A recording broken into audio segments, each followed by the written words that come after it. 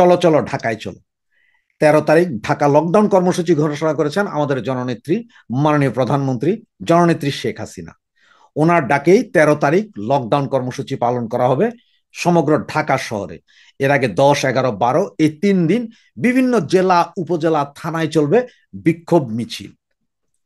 এই সমস্ত কারণে কিন্তু বর্তমানে বাংলাদেশের যে ইন্ট্রিম গভর্নমেন্ট আছে, তিনি মধ্যরাতে এক ঘটনা ঘটিয়েছেন।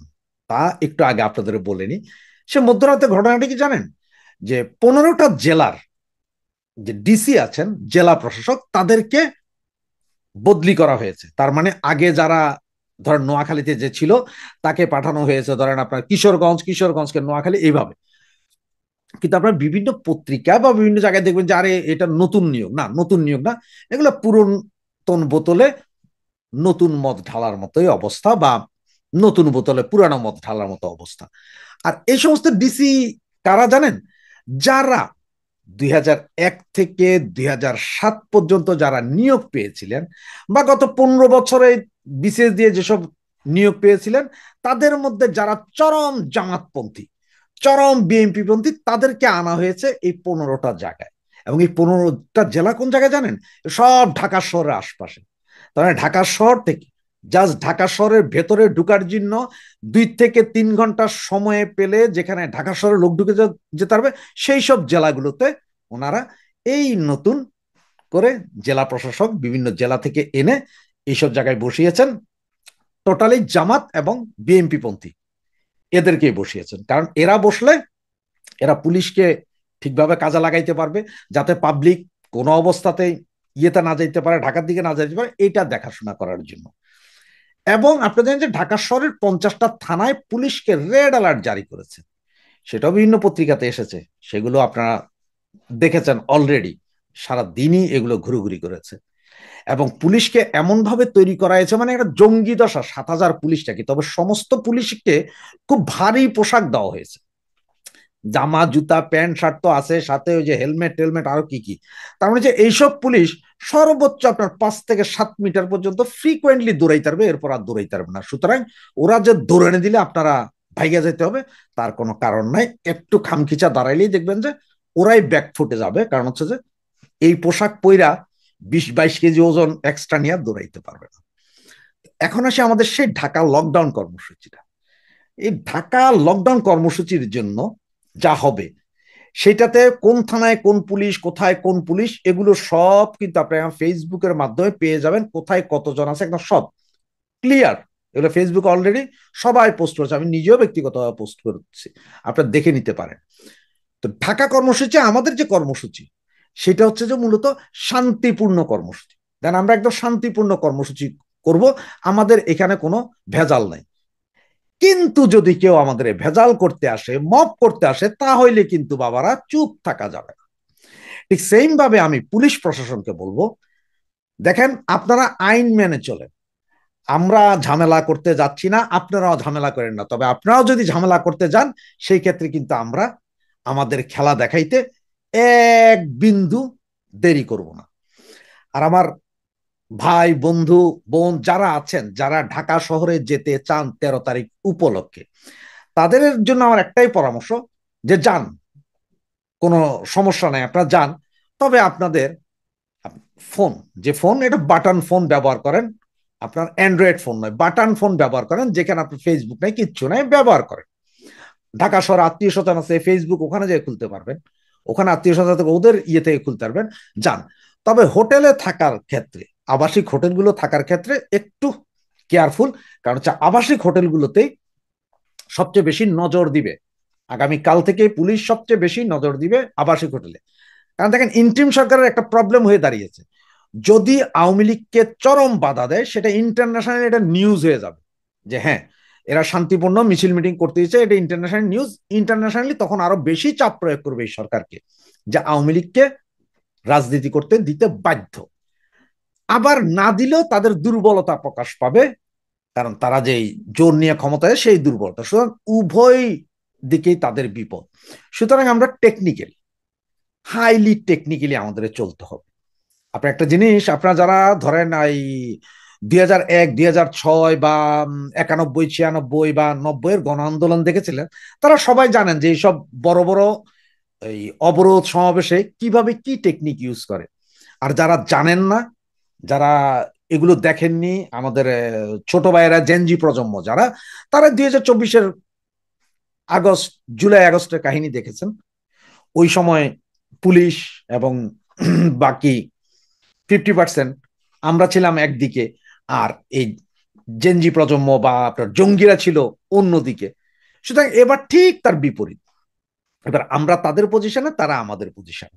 সুতরাং দেখতে হবে, কিন্তু আমাদের পজিশনে তারা, এখন আমাদের পজিশন হলো একটা জিনিস তাদের দুর্বলতা আছে, সেটা হচ্ছে যে পুলিশের ভিতরে এই যে 17,000 বা 7,000 পুলিশ যা নামানো হচ্ছে, আজকের যে পুলিশি যে মিটিং, সেইখানে পুলিশ সরাসরি এইভাবে বাধা, মারামারি, গোলাগুলিতে তারা রাজি নয়। তারা সর্বোচ্চ কি ব্যবহার করতে পারে? টিয়ার গ্যাস, সাউন্ড গ্রেনেড এবং পানি। সুতরাং আপনারা সবাই পকেটে করে রুমাল নিয়ে যান, রুমালে প্রচন্ড পানি ভিজা রাখেন, টিয়ার গ্যাস দিলে সাথে সাথে চোখে দেন। এছাড়াও আরেকটা টেকনিক, সেটা হচ্ছে যে কারো যদি সাহস থাকে যে টিয়ার গ্যাস মেরে, টিয়ার গ্যাস পড়ার সাথে সাথে ওখান থেকে কিন্তু, যদি কারো হাতে গ্লাভস থাকে, আমি বারবার বলছি গ্লাভস মাস্ট, কারণ টিয়ার গ্যাসের সেল খুব গরম থাকে, গ্লাভস থাকে, তারা ওই জিনিসটাকে ওইভাবে ধরে উল্টা আবার তাদের দিকে ছুঁড়ে মারতে পারে, যাদের সাহস আছে। আর যদি কারো সাহস না থাকে, সেই রিক্সে যায় না। আর এছাড়া আপনারা আপনাদের পূর্ণ প্রস্তুতি নেবেন, টুকটাক প্রস্তুতি নেবেন, কে কিভাবে যাবেন প্রস্তুতি নেন, তবে কে কিভাবে যাচ্ছেন যে গ্রুপ করে একেবারে হই হই রই রই করে বান্ধবীদেরকে বলে এটা যায়েন না, এটাতে বিপদ আছে। ঢাকা শহরে ঢুকতে হবে ভোর 5টার থেকে 7টার ভেতরে। একটা কথা বলি, সারা রাত কিন্তু চেকিং চলবে। আবার ভোরের দিকে ফজরের নামাজের পরপর একটু লিবারেল হয়ে যাবে, আপনাদের বারবার বলি একটু লিবারেল হবে ফজরের নামাজের পরপর।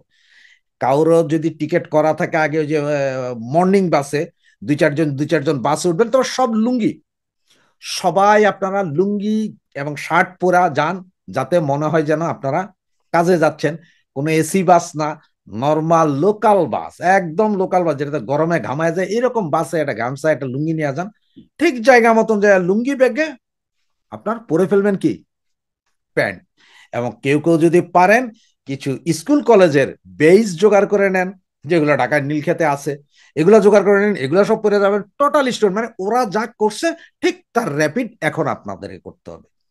এবং আমরা বারবার বলছি যে আমাদের এই লকডাউন কর্মসূচি শান্তিপূর্ণ, তবে হ্যাঁ, কেউ বাধা দিতে আসলে তাকে আমরা ছাড়বো না। এবং একটা জিনিস মনে রাখতে হবে, 13 তারিখের লকডাউন আমাদের জন্য এসিড টেস্ট বা সেমিফাইনাল খেলা। এই খেলায় যদি আমরা উতরে উঠি, এরপরে তাদের খবর আছে খুব সহসা। এবং আমাদের পেছনে 13 তারিখ কি হবে, সারা বাংলাদেশ নয়, সারা পৃথিবীর মানুষ তাকিয়ে আছে, সারা ওয়ার্ল্ড মিডিয়া তাকিয়ে আছে। সব ওই দিন 13 তারিখ ঢাকা সিটির চতুর্দিকে থাকবে মিডিয়াগুলো। সুতরাং ওরা চাইলেও আপনার আগের মতো মপ করতে পারবে না। এবং এখানে ঢাকা শহরের ওই ইশরাক, উনি নাকি বলেছেন উনি বাধা দিবে। আবার এদিকে যে আরেকটা আছে না খবিশ, ওই যে শিলং সালাউদ্দিন, সে বলেছে আওয়ামী লীগ তোমরা তো পালিয়ে গিয়েছ, তোমরা সাহস থাকলে এখানে আসো। তো ওই শিলং সালাউদ্দিনকে বলি, শিলং সালাউদ্দিন, আপনি তো 10 বছর পালিয়েছিলেন, ইন্ডিয়ার শিলংয়ে গিয়ে কি করেছিলেন সেটা কি মনে নেই আপনার?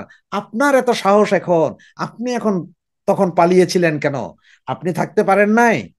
কারণ হচ্ছে রুহুল কবির রিজভী যেমন গুলি খেয়ে ওই যে পুরুষত্বের দানা হারিয়ে ফেলেছিলেন, আপনি এরকম হারাইতেন দুই একটা, আপনার দুইটা আছে, একটা হারাইতেন, তখন আপনি ভয় পেয়ে পালাইলেন, আবার এখন লম্বা লম্বা কথা বলেন।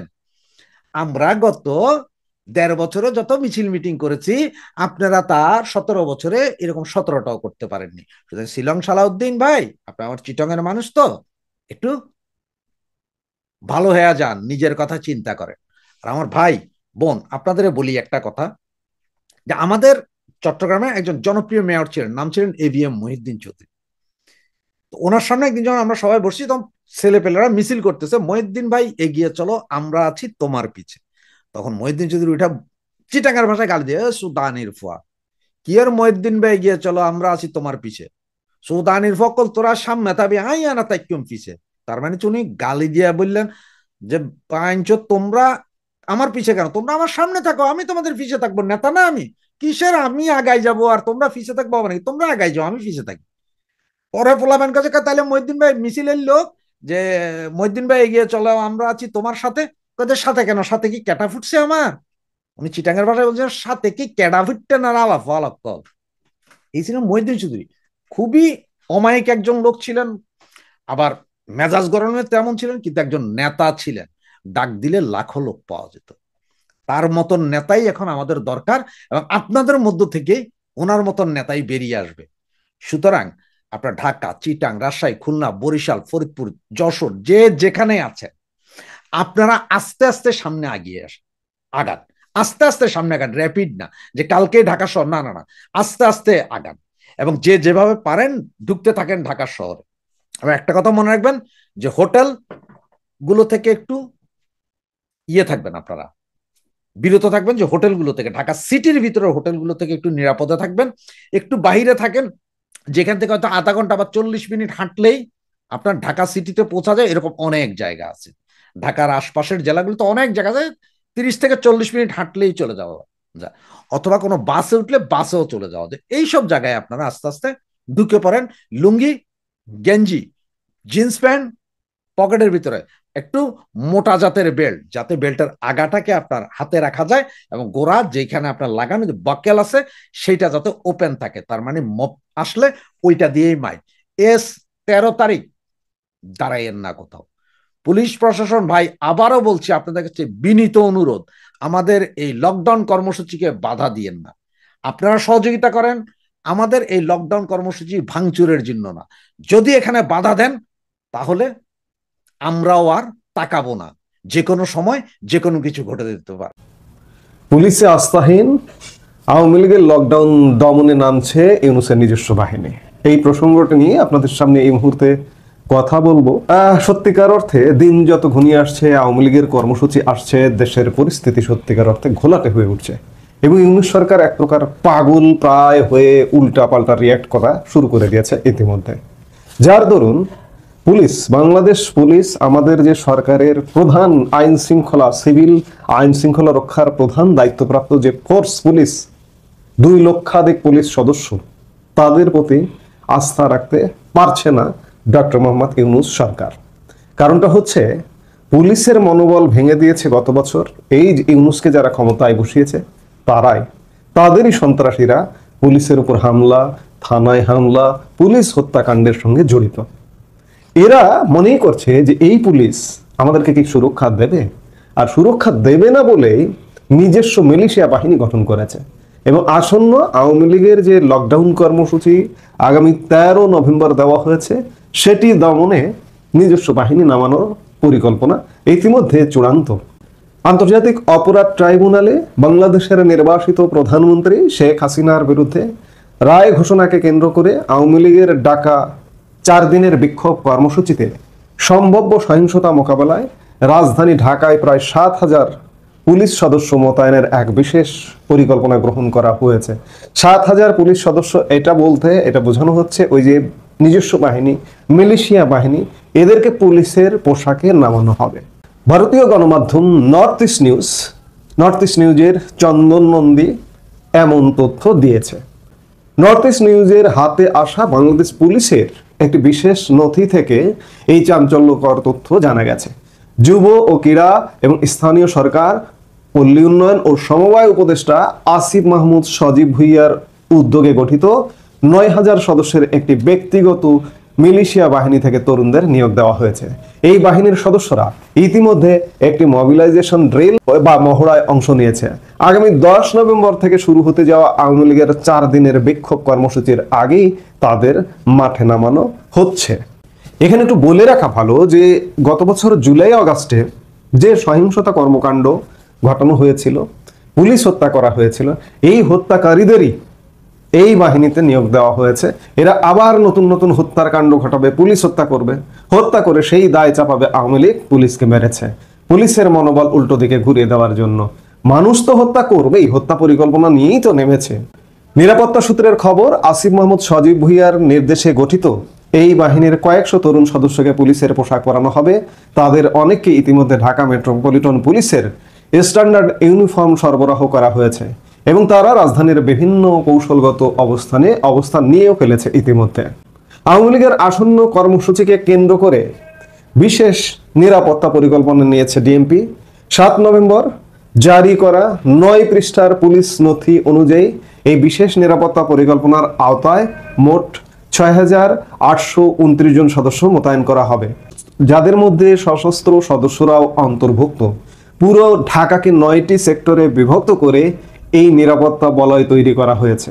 এই সেক্টরগুলোর অধীনে ডিএমপির 8টি বিভাগ রমনা, মতিঝিল, ওয়ারী, লালবাগ, তেজগাঁও, গুলশান, মিরপুর এবং উত্তরা এবং শহরের 50টি থানার সব এলাকাকে নিয়ে আসা হয়েছে। বিক্ষোভকারীদের কার্যকরভাবে মোকাবেলার জন্য পুরো বাহিনীকে ছোট ছোট প্লাটুনে ভাগ করা হবে এবং প্রতিটি থানা এলাকায় একটি করে প্লাটুন মোতায়েন থাকবে। এই পরিকল্পনা বাস্তবায়নের জন্য একটি কেন্দ্রীয়ভাবে কন্ট্রোল রুম স্থাপন করা হয়েছে, যার দায়িত্বে থাকবেন একজন ডিসি এবং একজন এডিসি।